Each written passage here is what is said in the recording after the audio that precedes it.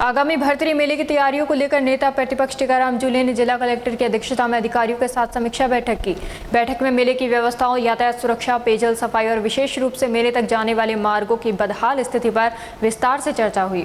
बैठक के बाद जूली ने राज्य सरकार पर भी निशाना साधते हुए कहा कि सरकार विकास के दावे तो बड़े बड़े करती है, लेकिन जमीनी स्तर पर सड़कें बदहाल हैं और बुनियादी सुविधाओं की अनदेखी की जा रही है। जूली ने कहा कि कांग्रेस जनता और श्रद्धालुओं से जुड़े मुद्दों को लगातार उठाती रहेगी और यदि व्यवस्थाओं में लापरवाही बरती गई तो सरकार से जवाब भी मांगा जाएगा।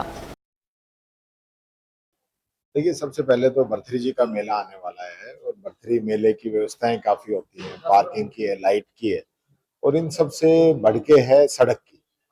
उसके लिए निर्देश दिए हैं कि इसको जल्द से जल्द कराएं। ऐसे तो मान लो सैंक्शन नहीं आ रही या सैंक्शन में कहीं डिले है, तब तक पेच वर्क कराया जाए, खड्डे भरे जाएं। ये थोड़ी ना है कि एकदम ही आप इसको खाली छोड़ दें।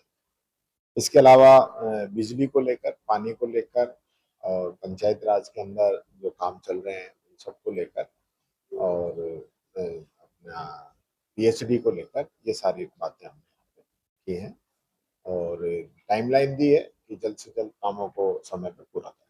तो लगातार पर्यटन के क्षेत्र में आगे बढ़ने की बात चल रही है, लेकिन सड़क व्यवस्था भी सुनी हुई है, किस तरीके से पर्यटन बढ़ेगा? सब दिखावा पर्यटन कौन चाह रहा है? हमारे तो दोनों मंत्री जी जो हैं उनका फोकस ही नहीं है इस पे। नहीं तो अलवर में से खैरकल तिजारा और भैरोड हटने के बाद में हमारे पास तो ये ले दे के सरिस्का ही बचा है।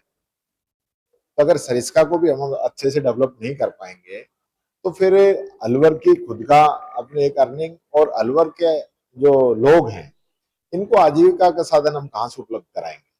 क्योंकि इंडस्ट्री ऑलरेडी जो है पूरी उन दोनों जिलों के अंदर चलेगी। रोजगार का बहुत बड़ा जो है जिम्मा आज हम लोगों के सामने यही है कि टूरिज्म को मजबूत करें तो यहाँ फायदा मिल सकता है। लेकिन जो भर्तरी सड़क की हालत है या कोई प्लान है, वो गवर्नमेंट के पास तो ऐसा है नहीं कि कोई ऐसा प्लान लेके आए जिससे कि लोगों का भला हो सके। पहले शिक्षा मंत्री का इस्तीफा हो, जैसे धर्मेंद्र प्रधान का हुआ है, ऐसे मदन दिलावर जी का इस्तीफा हो तो कोई बात आए। शिक्षा मंत्री शिक्षा के अलावा हर बात पे बोल रहा है। अब बोल रहा है कि जो बच्चों पे लाठीचार्ज हुआ है ना वो कम हुआ है, ज्यादा होना चाहिए। तो ये दिलावर जी की स्थिति है। ड्रॉप आउट बढ़ रहा है, 12.5 लाख बच्चों ने स्कूल छोड़ दिया पिछले 3 साल के अंदर। इसकी जवाबदेही उनकी है। उन्होंने कहा कि हम पहले साल में सारे पद भरेंगे।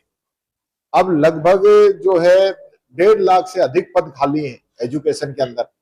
और जब ये पद खाली होंगे और बच्चे छोड़ के जाएंगे तो स्कूल भी बंद होंगे। देश के अंदर हर 6 घंटे में एक स्कूल बंद हो रहा है, ये स्थिति है। तो ये लोग, इनकी मंशा नहीं है।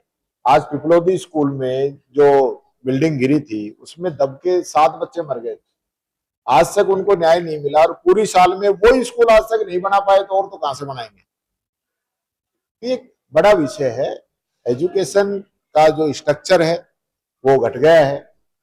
जो कॉलेज का नामांकन है वो भी लगभग 5.5% के आसपास कॉलेज का जो बच्चे हैं उनके अंदर गिरावट आई है और 12.5 लाख के आसपास बच्चे जो है प्राइमरी एजुकेशन इसके अंदर कम हुए हैं। तो ये बच्चे जा कहां रहे हैं बताए सरकार।